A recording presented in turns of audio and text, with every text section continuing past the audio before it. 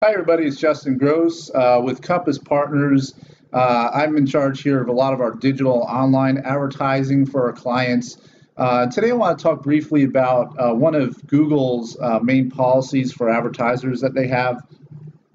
Um, Essentially, this policy relates to double dipping with Google and within their advertising platforms. It essentially says if you have a website, you can only go after a particular searcher or consumer, essentially from one standpoint or one website. You can only attract them to one website. You can only set up one account. If you did set up multiple accounts, they would automatically split the traffic up between those two accounts. So it's automatically set up in such a way that you can't really game the system in that sense.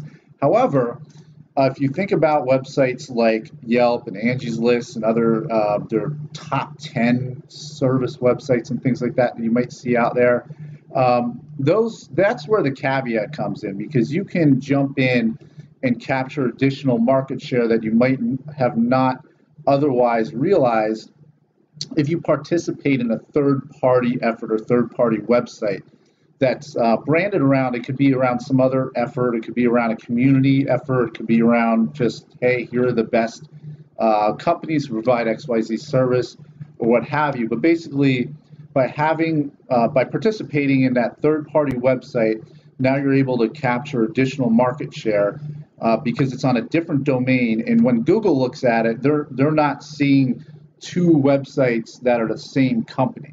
So if they see that, then they could have a problem with that. But if they see website A, that's your company, so to speak, and then website B, which is providing some distinct value to the community or to the internet, other than just making it all about your company, that's where you can now jump into that third-party website, be present, as long as it's not just about your company, and now you're able to capture additional market share from a unique or different angle and bring in more searchers. And then again, if you let's look at Google as an example here. If you were to look at a search, you could see for junk removal in Fort Lauderdale, for example, collegehunkshaulingJunk.com comes up. So then you have competitors that come up.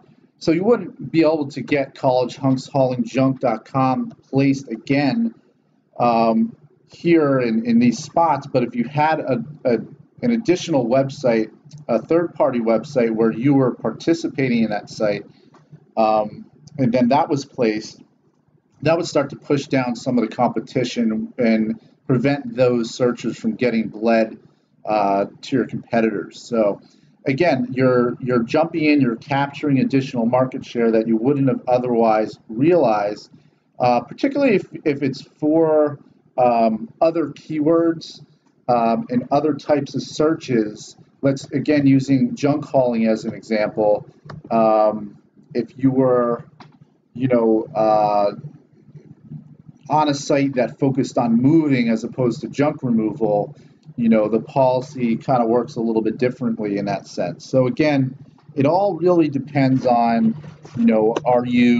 if Google looks at it and they see, okay, it's the same company going after the same piece of the pie, then it's going to get metered out and it's not going to make a difference. But if you're, again, participating in a third-party effort to be on a secondary website where the target market is different or the purpose of the website is slightly different from just exactly what you're normally offering in Google, now you're capturing additional market share from a different angle, and that would jive with Google's policy because they look at everything from the standpoint of, is this website providing some unique value that nobody else is providing? So that's about it, and I hope this message was useful.